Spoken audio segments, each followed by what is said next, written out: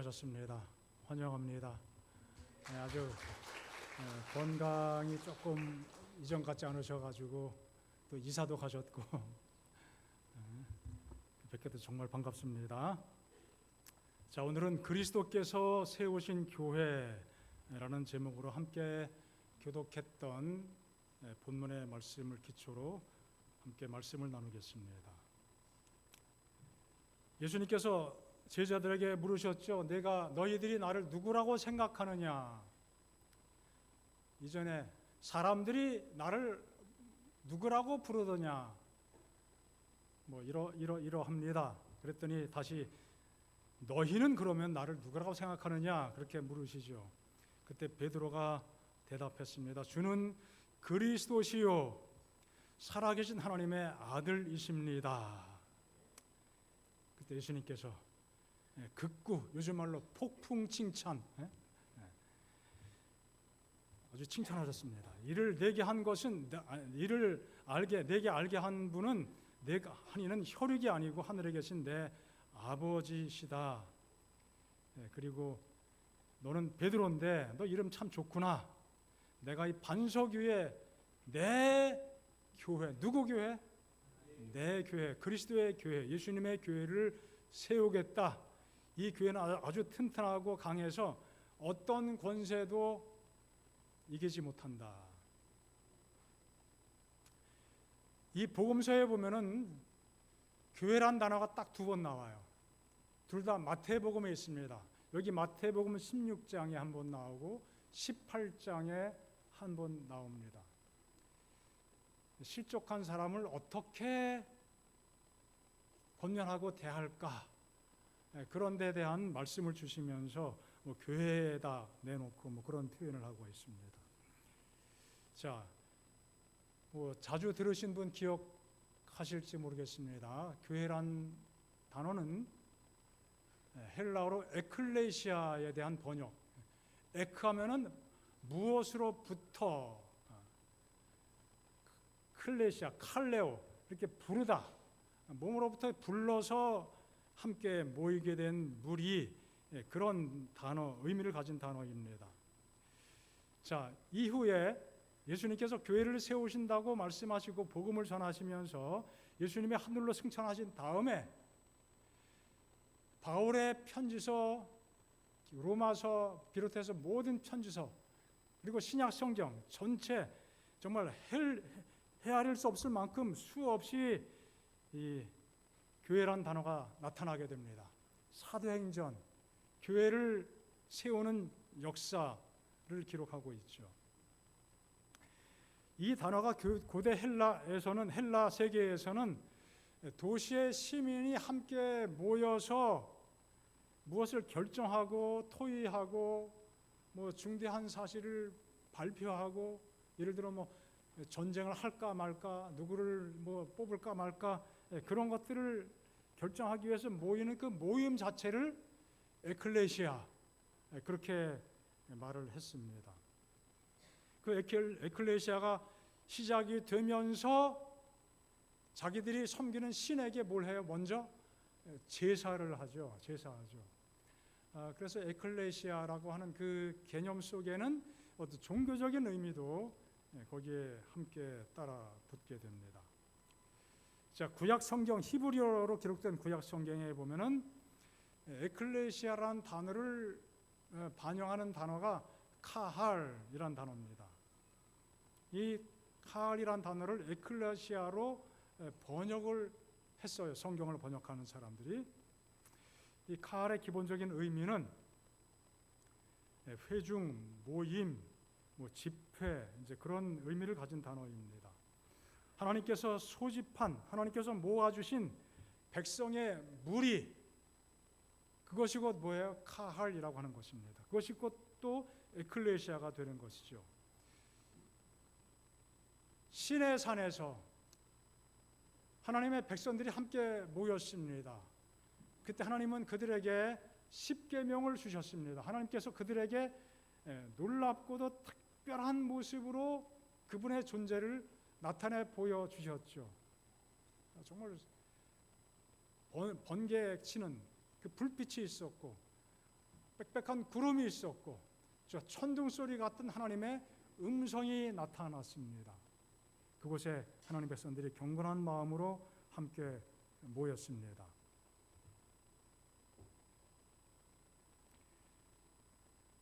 자, 그때 모였던 그 무리가 곧 카할입니다. 솔로몬이 성전을 완공한 다음에 성전을 봉헌할 때 온 무리가 함께 모였습니다. 함께 예배했죠. 에스라가 율법을 낭독하면서 많은 사람들이 함께 모여들었습니다. 함께 회개했습니다. 또 이스라엘의 수많은 절기일 때마다 그 백성들이 한 곳에 모입니다. 그 모임에 참여했던 그 무리, 회중 자체를 뭐라고 그랬어요? 카할이라고 성경이 묘사합니다.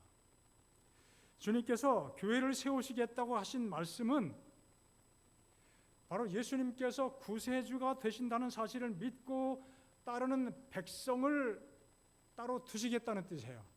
내 교회, 나의 에클레시아, 내 교회를 세우겠다. 그 교회가 가지는 기본적인 의미는 무엇인가요? 예수님을 메시아로 고백하는 그 신앙을 전제로 해서 하나님의 부르심에 응답하고 하나님의 말씀을 따라 살겠다고 고백하는 사람들이 모인 공동체, 회중, 그게 뭐예요? 그게 교회라는 기본적인 개념이죠. 우리는 교회 간다 그러면은 일단 머릿속에 우리 교과 시간에 자주 나왔을 거예요. 교회는 무엇이 아니다? 건물이 아니다. 뭐 수없이 들었죠.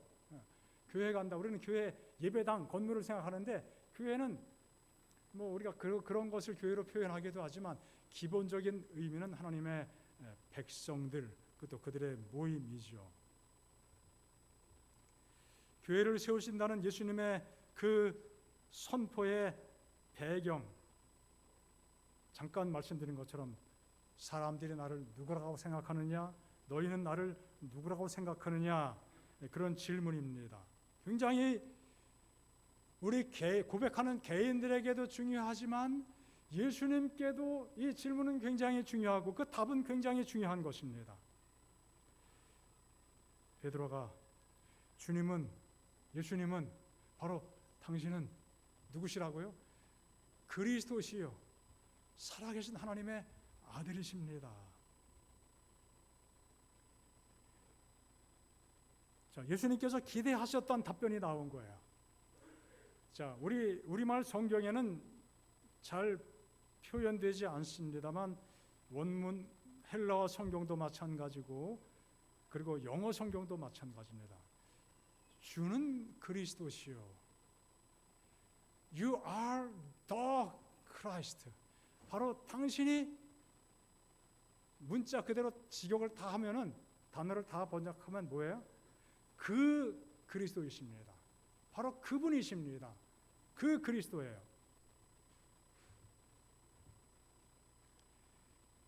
이 속에 담겨진 의미가 무엇입니까? 구약 성경에 예언된 바로 그분이십니다 이거예요. 그냥 그리스도란 단순한 그 고백을 뛰어넘어서 창세기부터 끊임없이 성경을 통해서 끊임없이 반복되어서 표현되고 예언된 바로 그 메시아 그리스도는 헬라 말이죠. 기름 부음 받은 자. 히브리 말은 메시아예요. 똑같은 단어예요. 그리스도는 헬라 말로 번역하면 뭐예요? 메시아예요. 다 예수님이 바로 그 메시아입니다 이거예요. 성경에 끊임없이 예언된 바로 그분, 그 메시아라는 의미를 가지고 고백하고 있습니다. 그러니까 베드로가 예언에 나타났던 그 기다렸던 바로 그분이 바로 예수님, 바로 당신이십니다. 그 사실을 깨닫고 고백하게 된 것입니다.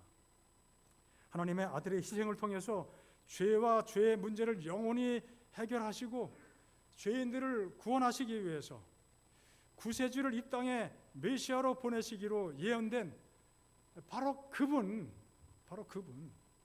바로 당신이십니다. 예수를 누구로 생각하는가? 이것은 대단히 중요한 질문이었습니다. 또 질문입니다. 베드로는 정답을 말했습니다. 예수님이 기대하셨던 답변이었습니다. 사람들이 나를 누구로 생각하느냐 그랬을 때 제자들이 주워 들은 이야기 전해줬습니다. 뭐 어떤 사람은 요한이라고 이야기하기도 하고, 어떤 사람은 엘리야라고도 이야기하기도 하고, 뭐 선지자 중에 하나, 뭐 성경에 묘사되진 않았지만 어떤 사람은 예수님은 정말 훌륭한 랍비야. 이런 랍비가 없었는데 정말 대단히 특별하고도 유니크한 훌륭한 랍비지. 뭐 그렇게 생각하는 사람도 있었을 거예요.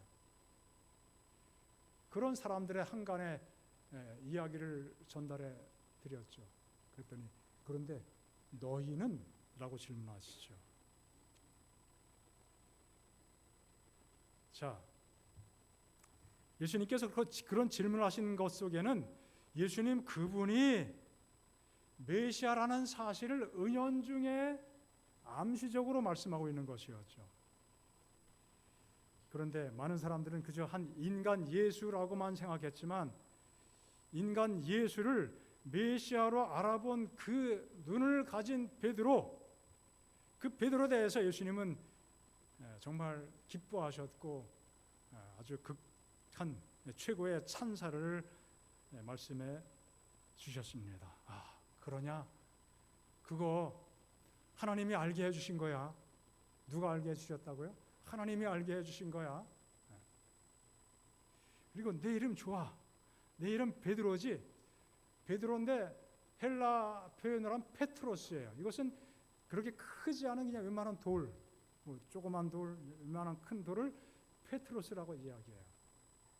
돌이죠, 돌. 그러면서 내가 반석 위에 교회를 세울 건데 내 교회를 세운다고 말씀해 주셨습니다. 반석은 헬라 말로 페트라예요. 페트라는 아주 거대한 돌을 의미합니다. 거대한 반석이에요. 지금도 중동 지방에 가면 유적지들 중에 무슨 페트라 뭐 그런 것들이 많아요. 거대한 산 같은. 적어도 집을 지을 수 있는 기초가 될 정도의 크기를 가진 거대한 반석을 뭐라고 그래요? 페트라라고 이야기합니다. 베드로는 뭐예요? 작은 돌인데 그래도 새끼 돌 아니에요. 새끼 반석이에요. 너는 베드로인데 참 이름 좋구나. 내가 장차 반석 위에 교회를 세우겠다. 이 예수님께서 베드로에게 이 말씀을 주셨기 때문에 뭐 우리가 잘 아는 대로 캐톨릭 교회에서는 이 반석이 누구라고 이야기해요? 베드로다 이야기해요. 베드로. 그래서 베드로를 제 1번 교황이라고 믿고 있죠. 제일 첫 번째 교황. 그렇게 해설을 하지만 사실 뭐 앞뒤가 잘 맞지 않은 구석이 있습니다. 예수님께서 정말 베드로 위에 교회를 세우셨을까요? 반석 되시는 분이 정말 반석이 성경적으로 누구예요? 예수님은 성경에 반석이라는 표현을 엄청나게 많이 하면서 예수님이 어떤 분인지를 강조하고 있습니다. 주님에 대한 신앙 고백이 전제가 되어서 그 고백을 간직한 믿는 백성을 두시겠다고 말씀하고 있는 것이죠. 음부의 권세, 어떤 권세에도 이기지 못할 힘을 가지고 있게 될 것이라고요. 긴 박해 역사 속에도 교회를 없이 하지 못했습니다. 교회는 그런 힘을 가지고 있습니다. 아무것도 이기지 못할 것이라고요. 자, 그런데 베드로는 예수님께서 반석 위에 교회를 세우겠다. 음부의 권세가 결단코 이기지 못하겠다고 말씀하셨는데 예수님 재판 받으실 때 베드로가 어떻게 했어요? 예수님을 아주 저주하면서 아주 강력하게 부인을 했습니다. 어떻게 저주했는지 성경에 기록되진 않았지만 우리 한국적으로 생각한다면 내가 예수님의 제자면 내 이름을 갈지 손가락에 장을 지지지 아마 그런 표현, 유사한 표현이 될지도 모르겠습니다.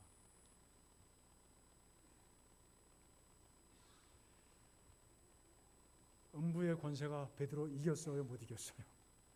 이겼죠.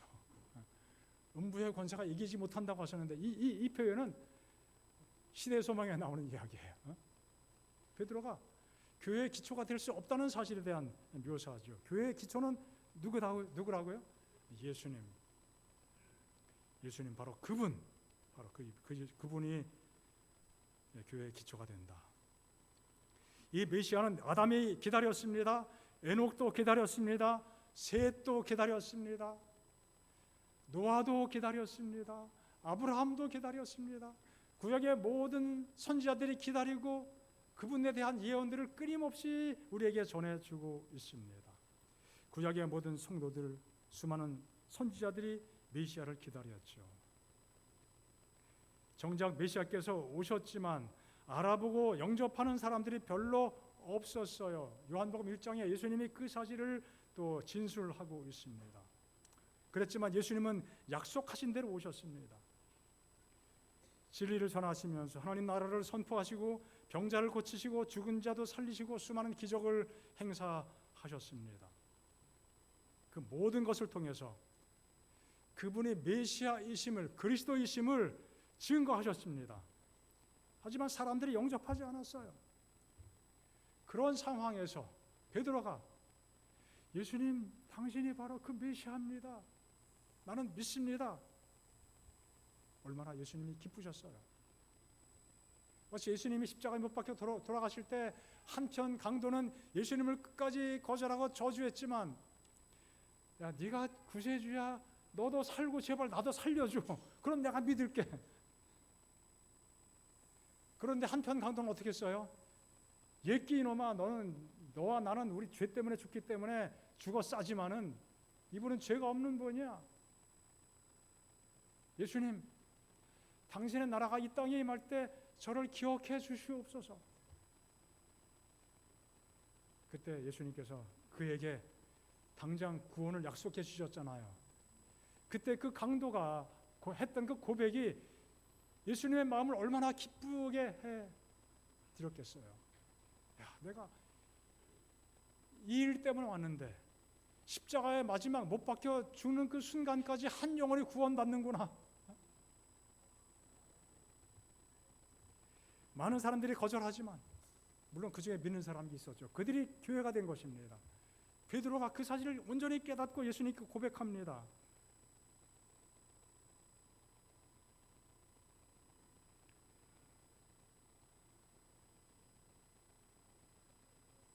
세상 죄를 지고 가는 하나님, 희생양으로서 십자가에 못 박혀 죽으신 예수님. 많이 거절했지만 그래도 믿는 자들이 있었고 그들을 통해서 교회가 시작이 되었습니다. 어쨌든 믿는 자들에게 영생을 얻는 하나님의 자녀가 되는 권세를 그들에게 허락해 주셨습니다. 얼마나 귀한 은혜입니까? 우리가 너무나 잘 아는 말씀이에요. 어릴 때부터 딸딸딸딸 외우고 암송하는 성경처럼 이 말씀처럼 우리는 하나님께서 영원 전부터 영원까지 계시는 우주의 주인이심을 믿습니다. 그분께서 사랑으로 세상을 창조하셨기에 우리가 존재함을 믿습니다. 인류가 마귀의 반역에 가담하게 되어서 죄 가운데 살면서 하나님께서 주신 영원한 생명을 잃어버리고 지금도 죄의 결과 때문에 고통 중에 살고 있지만 하나님의 아들 예수께서 구세주로 이 땅에 태어나시고 복음을 전하시다가 고난 당하시고 우리의 구원과 죄 용서를 위해서 죽으셨다는 그 사실을 믿는 사람들에게 영생 주심을 믿습니다. 영생을 얻게 하려 하십니다. 바로 이 말씀 바로 앞에 특별한 사건을, 구약의 사건을 예수님께서 언급해 주셨습니다. 잘 알죠? 광야에서 하나님 백성들이 하나님을 거역하고 원망하다가 갑작스럽게 예기치 않게 광야에 있는 그 독사 뱀에 물렸습니다. 많은 사람들이 쓰러지고 죽어나갑니다. 하나님께서 그들에게 특별한 정말 잘 믿어지지 않는 특별한 처방, 치료받을 수 있는 처방을 주셨습니다. 구리로 뭘 만들어라? 뱀을 만들어라. 장대에 높이 매달아라. 사람들이 그것을 어떻게 하게 하라? 쳐다보게 하라. 쳐다보면 산다 이거예요. 여러분 말이 됩니까 이게? 뭐 약을 주든지 독을 빼내든지 열을 내리게 해주든지 해야 되는데 그런 거 다 무시하고 절차 생략하고 오직 한 가지, 구리뱀 바라보라. 그랬더니 기적이 생겼습니다. 기적이에요. 바라봤습니다. 바라본 사람들은 회복이 되고 치료가 됐습니다. 살았어요. 예수님 그 사건을 언급하면서 그것처럼 인자도 들려야 한다. 십자가에 못 박혀 죽임을 당하고 사람들이 보는 앞에서 높이 들리게 될 것이다. 어떻게 하라? 믿음으로 바라보라. 그러면 어떻게 된다? 영생을 얻는다는 것이죠. 이것도 기적이에요.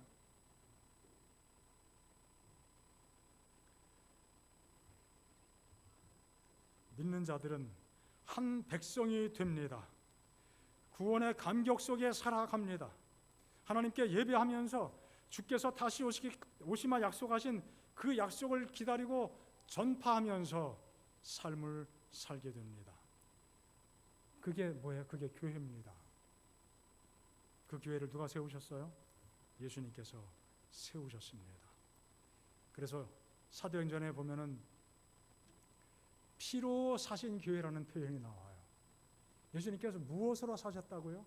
이 교회를 그분의 피로 사셨어요. 피 흘림으로 교회를 세우신 것입니다. 정말 값비싼 값을 치르신 것이죠. 하나님과 하나님의 아들의 보배로운 피의 희생을 통해서 이 땅에 교회를 세우셨습니다. 피로 사신 교회. 주님이 세우셨기에 누가 주인이세요? 주님께서 주인이십니다. 다메섹 도상에 바울이 예수 믿는 사람을 잡아 죽이고 잡아 가두고 핍박하기 위해서 다메섹을 향하여 갑니다. 예루살렘에서. 사도행전 9장에 그 내용들이 기록이 되어 있죠. 갑자기 하늘에서 밝은 빛이 광채가 비쳤습니다. 너무 밝은 빛이기 때문에 쓰러졌어요. 엎어졌습니다. 그때 갑자기 하늘에서 음성이 들리죠. 왜 나를 핍박하냐? 사울아, 왜 나를 핍박하느냐? 그때 사울이 반문합니다. 누구시네요? 누구세요? 그때 예수님께서 말씀하시죠. 나는 내가 핍박하는 예수라. 왜 나를 핍박하니? 내가 언제 핍박했습니까? 나 그런 적 없습니다. 그렇게 항변했지만 주님께서 말씀하시기를 나는 내가 핍박하는 예수야. 사울이 예수님 핍박했습니까? 교회를 핍박했습니까? 교회를 핍박했는데 예수님께서 왜 나를 핍박하지? 그렇게 반문하셨습니다. 여러분, 교회의 주인이 누구신가요? 교회를 핍박하면 그래서 누구를 핍박하는 것과 똑같아요? 예수님 핍박하는 것입니다. 교회를 향하여 대들면 누구한테 대드는 거예요? 교회를 건드리면 누구를 건드리는 것과 똑같아요? 성경의 말씀이 그런 거예요. 교회를 향하여 무례하게 행하면은 곧 누구한테 무례를 범하는 거예요? 기억하시기를 바랍니다. 개신교 대형교회 한 목사님 이야기를 오래전에 읽었습니다. 그 큰 교회 집사님이 있었습니다. 건축업자예요. 끊임없이 건물을 짓고 팔고 했습니다. 근데 이분이 생각하기를, 야, 내가 건물을 끊임없이 많이 짓고 팔았는데 그렇게만 할 것이 아니라 내 건물을 하나 가지고 있어야겠구나. 그리고 그 교회 건물에다가 내가 교회 공간을 제공하고 그 교회 좀 하나 세우면 좋겠구나. 그런 생각을 하게 됐어요. 그리고 교회를 건물 지었습니다. 그리고 자기 교회 목사님을 찾아갔습니다. 목사님, 제가 건물 하나 지었는데요, 교회 그 건물의 2층을 교회를 개척할 수 있도록, 교회를 세울 수 있도록 아예 그냥 2층을 바치겠습니다. 목사님, 교회 좀 하나 세워주세요. 야, 대단하죠? 뭐 얼마나 큰 규모인지는 모르겠지만 서로 이야기하다 보니까 그 성도의 마음속에 있는 그 순수함, 헌신의 마음, 그것을 캐치한 다음에 감동받지 않을 수가 없잖아요. 그런데 잠시 후에 그 목사님이 이렇게 상담을 해 주었습니다. 집사님, 교회를 세운 다음에는 집사님은 절대로 그 교회에 등록하지 말고 교회에 출석하지 마십시오. 여러분이 만약에 그런 입장이라면 어떻게 될까요? 무릎을 딱 치고, 정말 지혜로운 상담이구나, 그렇게 느끼겠습니까? 아니면은 이거 무슨 뚱딴지 같은 얘기야 하고 마음속에 이렇게 뭐가 하나 생기겠습니까? 자, 왜 그랬을까요? 이분이 교회를 다 헌신하고 지었어요. 그분이 그 교회 나가면은 뭐 그러려고 하려고 해서 그런 건 아니지만 하다 보면 어떻게 돼요? 주님이 계셔야 되는 그 자리에 누가 들어갈 수밖에 없어요. 사람이 그 자리를 차지할 위험이 아주 많습니다. 한 인간이 예수님 자리에 앉아서 교회의 머리가 되기 십상인 것을 알기 때문에, 누구든지 다 인간이기 때문에 그렇게 될 수밖에 없죠. 뭐 저라도 그런 역할 하게 되면은 교회 가서 큰 소리 안 치겠습니까? 누가 조금만 보면 이거 안 되는데 자기 뜻대로 하고 싶은 마음, 충동을 받지 않을 수가 있겠습니까? 그리고 교인들도 교회가 여러 일을 하면서 어려움이 생기게 되면은 갑자기 누굴 쳐다봐요? 이번에 뭐 좀 안 해줄래나? 뭐 여러 가지 상황들이 변수로 작용할 수 있겠죠. 여러분, 사람이 주인이 되는 교회 볼 수 있어요, 없어요? 그런 경험 있어요, 없어요? 안 돼야 되는 것처럼 그건 분명하지만 그럴 때가 있을 수 있는 것이죠. 정말 크게 봉사하는 것은 귀하고 또 귀한 일이지만 그것 때문에, 그 역할 때문에 한 인간의 교회의 주인처럼 행사하게 되는 것은 하나님의 뜻이 될 수 없는 것입니다. 이 교회 때에 따라 다툼이 생기는 이유 중에 저 깊은 곳에 있는 하나의 동기라고 할까요? 그런 것들은 거의 비슷한 심리라고 밖에는 생각할 수 없는 것이죠. 성경에 보니까 교회 머리가 누구시라고요? 그리스도, 예수님께서 교회의 머리라고 말씀하고 있습니다. 정말 끊임없이 그런 말씀들을 기록하고 있습니다. 바울이 특별히 교회를 생각하면서, 교회에 대해서 이해하면서 꼭 교회의 머리, 누구? 그리스도 예수.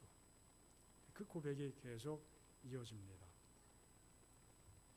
그래서 우리는 우리의 신앙적인 삶 속에서 예수님께서 교회의 머리가 되심을 고백하고, 그 머리는 뭐예요? 모든 것을 통제하고 명령하고 실행하게 되는 핵심적인 부분이죠. 사람이 좌지우지하는 것이 아니라 주님께서 이 교회에 그분의 뜻이 온전히 실현되는 그러한 모습이 되어야 되는 것이죠. 그래서 사람이 아닌 주님의 뜻, 그리스도의 뜻이 통하는 교회, 그것이 우리가 실현시켜야 될 교회의 모습이고 우리가 앞으로 나아가야 될 교회의 방향이고 목표가 되어야 되겠습니다. 하나님의 뜻을 잘 받드는 교회가 되어야겠습니다. 그것이 성경에 강조하는 그리스도께서 머리가 되시는 교회의 이상향인 것입니다. 주님께서만이 교회의 최고 권위자이시고 통치자이시고 또 인도자이시고 결정권자이시고 우리 모든 성도들은 온 교회는 그분의 뜻을 찾고 그분의 뜻이 무엇인지 알도록 노력하고 그분의 뜻을 따라서 나아가고자 하는 마음을 가지고 성령의 지도를 받고 살아가는 그러한 모습, 이것이 우리의 모습이어야 되고 교회의 모습이 되어야겠습니다. 자, 다윗의 이야기 정말 감동적입니다. 다윗은 억울하게 사울에게 쫓겨다녔습니다. 죽을 뻔한 고비를 여러 번 넘겼습니다. 왕이 창을 집어 던지기도 하고요. 죽이지 못해 안달이 났습니다. 다윗을 시기했죠. 한없이 돌아다닙니다. 돌아다니다 보니까 특별한 상황을 맞이하게 됩니다. 다윗이 어떤 그 굴 속에 있는데 사울이 그 굴 속에 들어와서 발을 가린다 그렇게 표현되는데 용변을 보는 것에 대한 어떤 관용적인 표현으로 또 이렇게 이해합니다. 정확하게 뭔지는 모르지만 어쨌든 아무도 없이 절호의 찬스가 왔어요. 다윗 옆에 있는 그 수행자들이 뭐라 그래요? 왕이시여, 이거는 하나님이 주신 기회입니다. 얼마나 억울하게 도망다닙니까?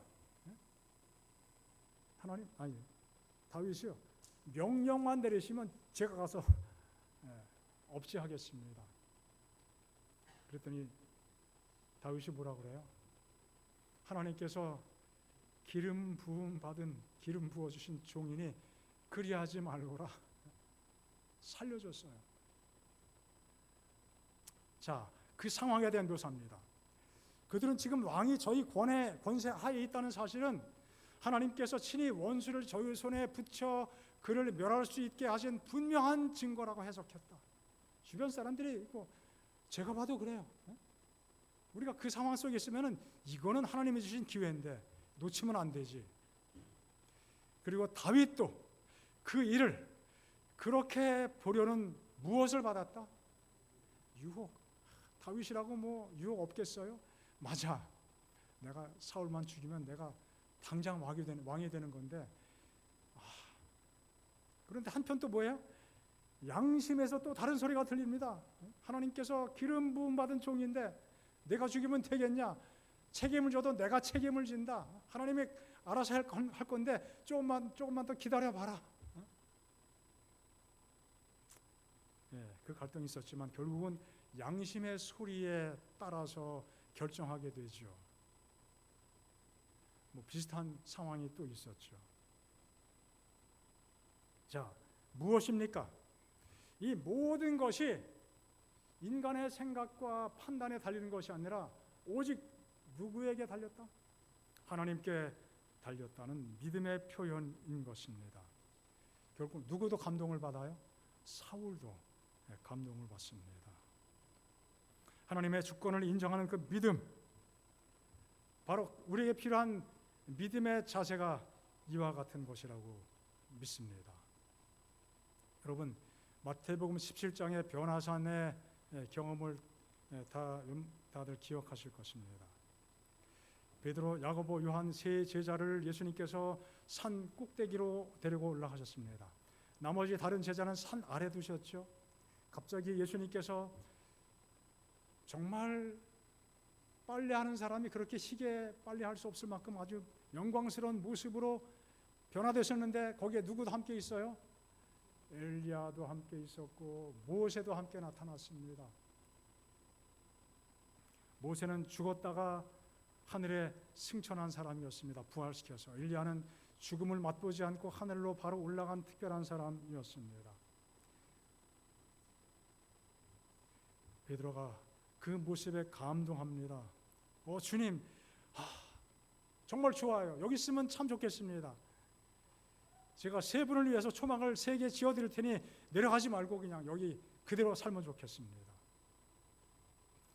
정말 황홀한 경험이었습니다. 그때 하늘의 음성이 있었습니다. 하나님의 음성이 들렸습니다. 이는 내 사랑하는 아들, 내 기뻐하는 자다.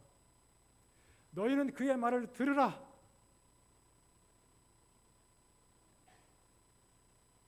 자, 이 변화산의 경험은 무엇이 중요한 의미인가? 예수님 얼마 후에 십자가의 고난을 겪게 될 것입니다. 고난이 있을 것이지만 그 고난은 이처럼 영광스러운 모습으로 이어지게 될 것이다. 그 사실을 보여주는 장면이었습니다.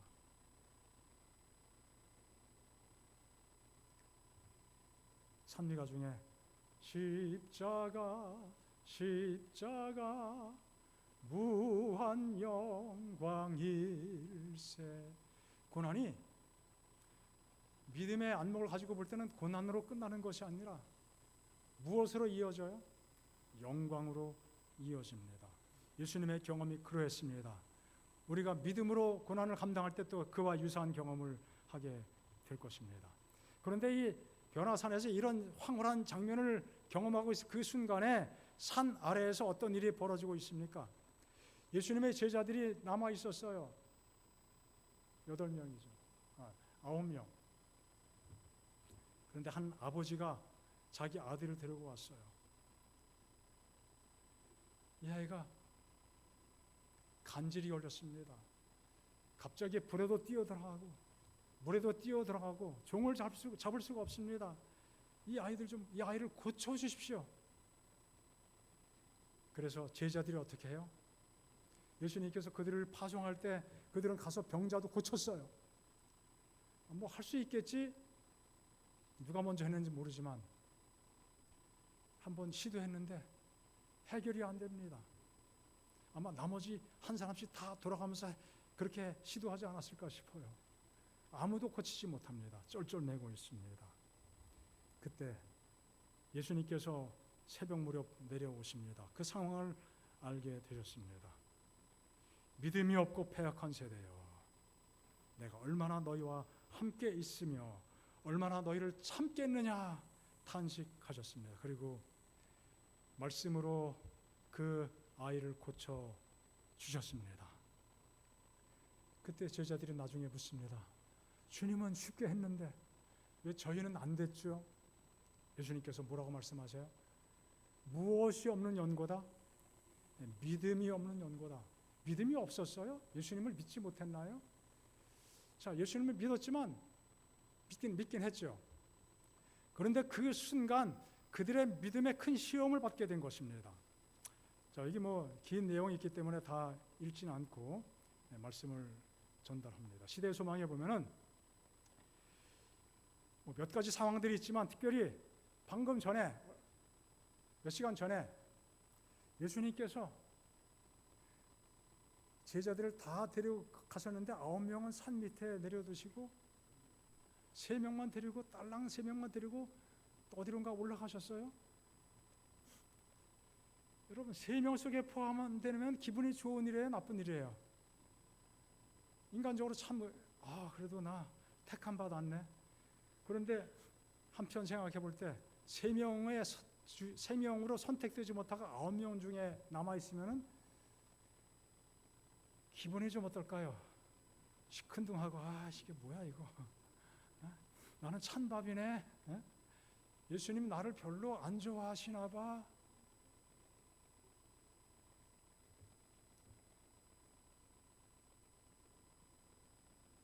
자, 그런 상황이 전개가 된 것입니다.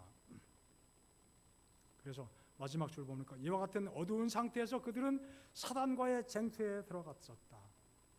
영적인 싸움이 마음속에 있습니다. 마음도 불편하고 예수님도 뭐 그렇게 미워 죽겠다는 생각까지는 아닐지 모르지만 괜히 미워 보이고 그런 마음을 가지고 명령해서 병자를 고치니 병자가 고쳐져요?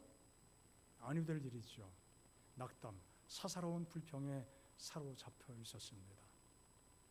자, 그들이 정말 그런 싸움에서 승리하려면은 전혀 다른 정신, 순수한 마음, 하나님께서 역사하시는 마음, 성령께서 마음속에 좌정하시는 그 정결한 마음, 그런 것이 있어야 되는데 마음이 더럽혀졌어요. 마음이 청결한 자가 하나님을 어떻게 한다고요? 볼 것이다. 마음이 더럽혀졌습니다. 그래서 그들은 아무리 노력했지만 그 환자를 고칠 수가 없었던 것이죠. 정신이 비뚤어졌는데 하나님께서 역사하실 수가 없었던 것입니다. 마음이 불결한 상태가 되어서 하나님을 볼 수 없는 상황이 된 것입니다. 하나님의 역사의 통로가 될 수 없는 상황에 빠지게 된 것입니다. 스스로. 우리에게 필요한 믿음의 정신이 무엇일까요? 오직 주님을 바라보고 주님만 높이는 정신이 아니겠습니까? 오직 내 안에 인간적인 생각들이 요동치는 것이 아니라 오직 주님께서 살아 역사하시는 그 정신이 우리 모두에게 필요하지 않겠습니까?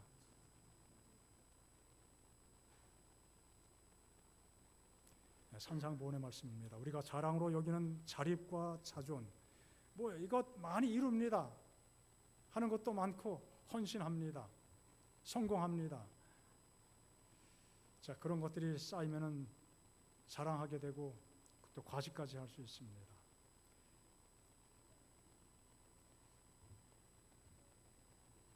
사람의 본성을 보면 언제나 자기 과시를 위해 애쓰고 투쟁을 위해 준비한다.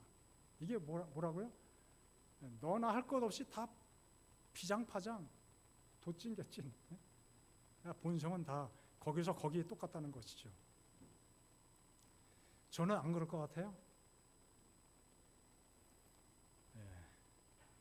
답을 못 하겠죠. 제가 대신 고백하죠. 저도 그렇습니다.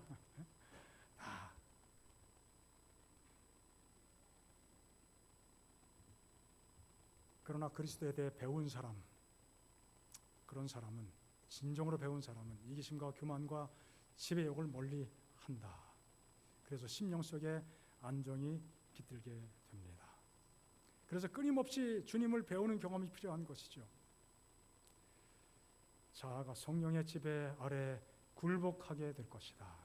여러분, 혹시 산상보훈 읽으실 때 이 성령의 지배인데 신령의 지배라고 이렇게 오타가 되어 있어요.